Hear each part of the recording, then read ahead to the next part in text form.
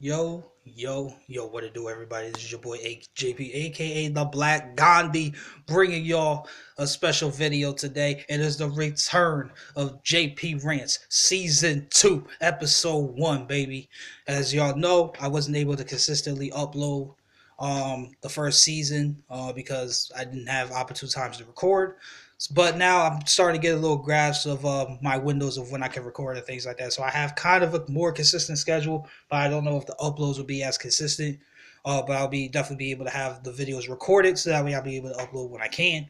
So without any further ado, if y'all are kind of shocked of how I introduced myself, my last video will explain everything in there. But just a synopsis, I officially changed my name on everything with the exception of Twitch because for some reason I couldn't do it, to the Black Gandhi. So on Twitter, YouTube, and my Instagram, I am the Black Gandhi on all those social media platforms.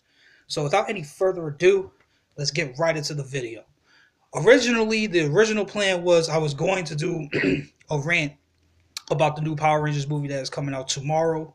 But I found out some information early this morning that kind of will make my rant kind of not only null and void, but also very uneducated. And because the biggest problem that I had with that movie, I'm probably still going to make a video about it, just expressing um, why I felt that they could have did something else and still stuck to what they were trying to do and focus on their demographic and everything like that that they were targeting. But the biggest reason why I had the biggest problem um, with the new Power Rangers movie is that obviously you hear that they're naming the five Rangers as the original five from the Mighty Morphin Power Rangers, and they have Rita Repulsa and everything like that. So as soon as you hear that, you would expect that they would follow those characters to the detail, even if they're a redesign. You would think that Zach would be black, Billy would be the geek, Trini will be Asian, and then obviously Kimberly and Jason will be will be white, and then of course Rita Repulsa will be kind of like the sorceress kind of thing, but that's not what we got, and that was a problem because I'm a very detail oriented guy. If you're going to stick to that, so that was my biggest problem with it. But I found out earlier this morning that this was the only thing that this has in common with the original series is the names, and that's it. This is a whole new story being retold and being told, and this is just a whole new demographic that they're trying to target and everything like that. What I'm saying, outside the names, this is all new. So my rant would have been pointless because I would be mad technically for nothing because that's not what they were trying to do with the movie in the first place. They were doing what they were doing. So obviously that had to get scrapped. So what did I replace episode 1 with today? Something that's just been getting on me for the last few days, and it's just something I definitely need to talk about now. And that's the NBA. The NBA is in a really bad position right now. Star players are sitting out of games, sitting out of marquee games, um, really blatantly, and is costing networks and the NBA money and things like that. Fans are getting really angry at the players and things like that. And the latest backlash has been with LeBron James, Kyrie Irving, and Kevin Love sitting out Saturday night against the Clipper game when they had a back to back in LA, playing the Clippers on Saturday and the Lakers this past Sunday. The big three played against the Lakers, but they didn't play against the Clippers. And the Clipper game was a televised marquee game, and they sat out. And this is, like I said, this wasn't the first time that they done that this season. They did it earlier in the year, and then obviously Steph Curry, Klay Thompson, Draymond Green, and Andre Iguodala sat out a marquee game against the Spurs earlier this month as well, and it's becoming a huge problem. But the thing that I want to focus on is that LeBron James feels picked on. He's getting very, very sensitive and feels that every little thing that people are talking about, they're talking about just because it's LeBron. And he has a point. You damn right we're going to talk about it because it's you, LeBron. You're the best player on the planet Earth. You are the best player. You are Michael Jordan-esque. You are Dr. J-esque. You are Kareem-esque. You are Magic Johnson and Larry Bird-esque. You have a responsibility and an obligation to the league. They're giving you a platform to go ahead and showcase your talent. So you being the face of the NBA, you have an obligation to play every single game that you can possibly play. If you're out due to injury, that's fine. That's perfectly fine. Nobody's gonna get mad at you because you were too hurt to play. But if you're able to play and you choose to rest, and the fact that you're resting these marquee games, televised games, where against opponents where they can only see you once a year, and then they travel all this time to get to the arena, and then just to find out that you're not playing, you're damn right there's going to be backlash by the fans against you. And the fact that you completely disregard the fans like they're nothing is completely crazy, considering that despite the fact that I've had my problems with LeBron James, I will always say he's always been a model citizen off the court. He's done so many charitable acts for children. He's been a model citizen off the court. Has barely gotten into no kind of trouble. He's been a great face of this league. The only problem I ever had was people were celebrating this man like he was Michael Jordan or better than Michael Jordan, and he hadn't accomplished anything. He had been to one final where he got swept, and he had no rings. How is he being celebrated like he's Michael Jordan when he hasn't accomplished anything on that grand scheme yet? Yeah, he's a great player, but that doesn't mean he should be celebrated as the greatest of all time. That was my biggest problem with him, and the fact that he wasn't clutch. But he developed that. He was able to win his ring and be the sole reason for the fact that they won the ring. All three of his championships, at least for two of them, he's been the biggest reason why. Obviously, this last one, Draymond Green gets suspended. Andrew Bogut's hurt for Game 6 and 7. Andre Iguodala has back spasms. Kyrie Irving hits the shot. So on and so forth. But that's besides the point. He's got 3 rings. He's 3-4 in the finals. All right, that's fine and dandy. But these players have an obligation to the fans and to this league to play every single game that they can play. I don't want to give a crap about how tired they are.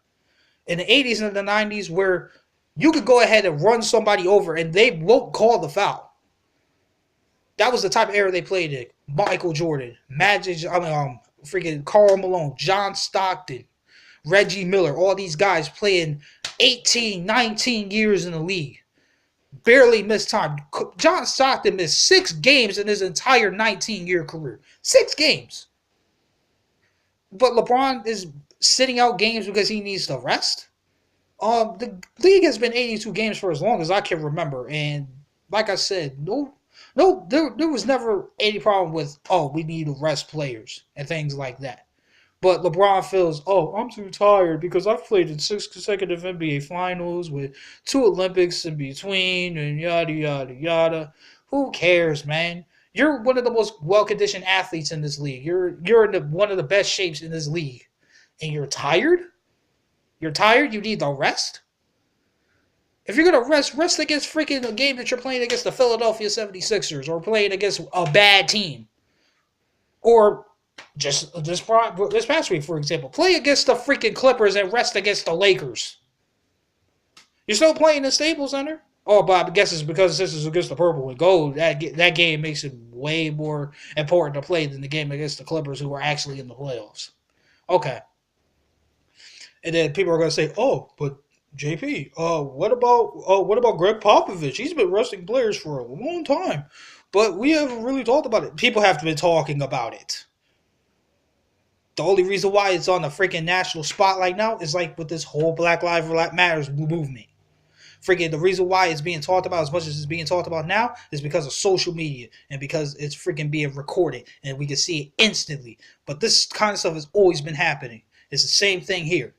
Yeah, LeBron's resting and everything like that, but freaking Greg Popovich was doing it too. But freaking the reason why it's being talked about now is because freaking LeBron James, the face of the NBA, has done it more than any other player in the league. In the entire league. And this is the face of the NBA. This is the best player in the NBA, deliberately sitting out marquee games where he's not going to be able to see these fans again. He's not going to see these fans again this year. It won't be till next season until he sees them. And then what? He's going to probably sit out that game too, right? But we're supposed to be okay with that. And then freaking everybody feels like, LeBron's being picked on. For all the times the Cavaliers done this, have they been fined $250,000 each time or more during each time they've done this? No, they haven't been fined at all. Greg Popovich was actually fined for doing this a few years ago against Miami. He sent Tim Duncan, Manu Ginobili, and Tony Parker home deliberately against a game against Miami. And he got fined $250,000 for it. The Cavaliers haven't gotten fined for this shit, so how are they getting picked on? But Greg Popovich is getting a pass. No, he's not. He's the only one that's been fined resting players. Nobody else has, at least to my knowledge. If I'm wrong, go ahead and specify in the comment section below. Because I haven't seen no fines. I haven't seen nothing. So,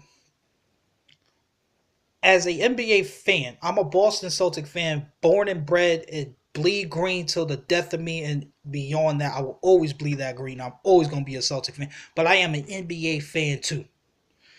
And I want to see competitive basketball. I want to see the best players play, if they can play. I don't want players sitting out of games because they need the rest. Michael Jordan didn't do that. Kareem didn't do that. Freaking John Stockton, Karl Malone didn't do it. So what's the problem here? You're playing in the softest era of basketball in the NBA history. You look at a person wrong and they'll blow the whistle. There's nothing physical about the NBA today, so there's no way you should be tired. There's no way you should be exerting more energy than what the players in the 80s and the 90s had to exert in order to be. And plus, with all the rule changes too, you're free to do whatever you want on the court, pretty much. And back in that era, hand checking, everything like that, where the defender was able to control where you were able to go, that they exerted much more energy than the NBA players today have to exert. At least physically. I know mentally that's a different thing because of his own concepts, his own defenses, things like that. I understand. But that doesn't describe the physical aspect. They're not resting because, they're mentally drained. They're resting because they feel tired, which is insane to me. It's crazy. It's absolutely insane to me. It's ridiculous. People should definitely be outraged. Everybody has a great reason to be outraged, and it isn't just because all of a sudden LeBron's doing it that it's been a problem. It's been a problem forever. And like I said in my other video, unfortunately, until the new CBA discussion comes up, there's not really much Adam Silver can do about it. But he can't implement rule changes now that could prevent teams from being able to do it. Plain and simple. Call it the Greg Popovich rule. If they go ahead and deliberately if coaches go ahead and deliberately rest players, freaking without the adequate time of notification, and they ain't injured, freaking $250,000 fine, and the player that gets a DM plea due to rest, dock them that game paycheck. Plain and simple as that. They could do that for the short term fix until freaking whatchamacallit. But I saw an interesting video. Nick Wright on Fox Sports 1. He was on The Herd with Colin Cowherd yesterday, and he suggested something very interesting, and I agree with it. I've always said that the playoff seeding system should be changed, because there's teams that should be making the playoffs that don't get to make it because obviously 8 teams from each conference make the playoffs. But I've always been a great implementer for changing it, where we take the top 16 records and they make the playoffs, plain as simple as that, regardless of conference. 1 play 16, 2 play 15, so on and so forth, everything like that. And he introduced a very simple yesterday. Regardless of your seeding in the playoffs, each individual matchup should take the season series that they had against each other, and whoever won that season series should be the team that gets home court advantage. And I 180% agree with that. That will be the biggest fix that they can do without taking away games that they can do to fix this issue. Now every game matters because you don't know who you're going to play in the playoffs, because we take the top 16 records in the NBA. Of course, obviously, you'll have to implement that change as well. But I think that's a great change that they can do. Take the top 16 records, regardless of conference. They make the playoffs, 1 play 16, so on and so forth.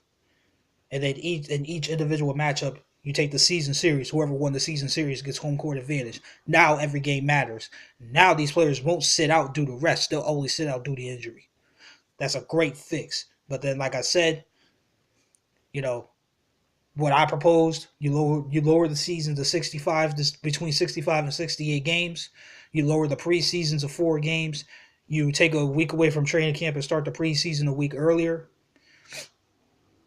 And then you also do playoff changes where you change the first 2 rounds to a best of 5 like it used to be, and then the conference finals and the NBA finals be best of 7.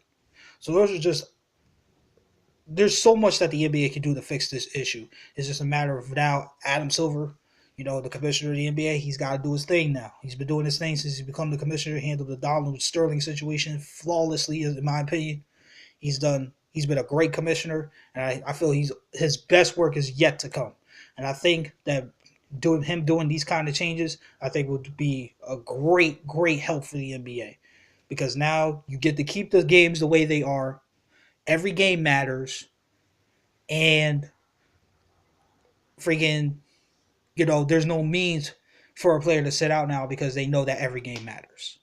So those are just things that I've been thinking about lately about the NBA, because y'all know, as much as I talk about football on the channel, I've only talked about NBA a couple times. But I love the NBA. The NBA is my basketball is my favorite sport. You know what I mean? I've been watching that longer than any other sport, and I just love this game, and I don't like where the game is right now.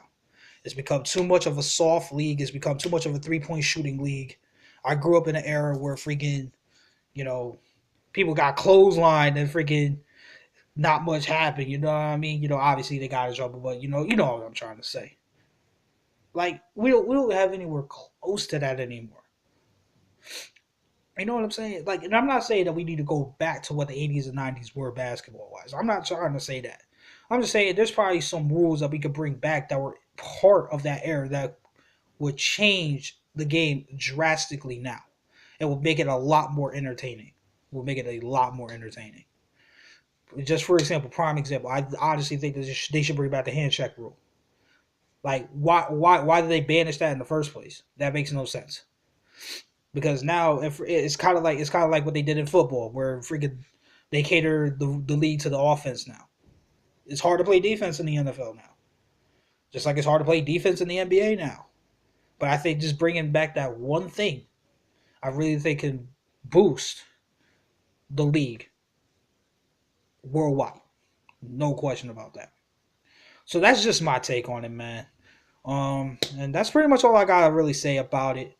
This is probably a shorter video, but like I said, I was doing my changes on the fly, and there's not really much more I can add to this conversation. But I would love to hear y'all guys' opinion on the NBA in terms of wrestling players, and what you think the NBA could do to fix the issues in the NBA right now. Type those in the comment section below. I would love to have these conversations with you guys, hear what y'all have to say. And like I said, universal changes all throughout my platforms with the exception of Twitch. I'll still be JP Marshall all there. But on Twitter, Instagram, and YouTube, obviously, I'm the Black Gandhi. So my Twitter will be in the description box below. You can go ahead and follow me there for updates and things like that. Or just follow me in general, because I like posting some good stuff. Have conversations with people that like to message me back. You know what I'm saying? You can add me at any time and everything like that. So go ahead and do that if y'all want to. And if y'all like the video, go ahead and leave a thumbs up. If y'all did, leave a thumbs down. I'd love to hear all positive and negative to go ahead and better myself as a YouTuber. So like I said, I hope y'all enjoyed this video. And like I said, go ahead and comment y'all opinions in the comment section below. Love to hear what y'all have to say. So until next time, y'all, next video, we'll be in episode 2, we'll be talking about Darrelle Revis and Richard Sherman. Will Darrelle Revis switch to safety? Will he stay at corner? And what teams could he fit best in each of those scenarios? And also the one team that I feel is the only team that could trade for Richard Sherman and get the most out of Richard Sherman besides Seattle. Tune in for that. I'll give y'all an update for when that's coming next. So like I said, until the next video, y'all, this is your boy JP, aka the Black Gandhi, signing out. Have a great day, y'all. Continue to stay blessed. And peace.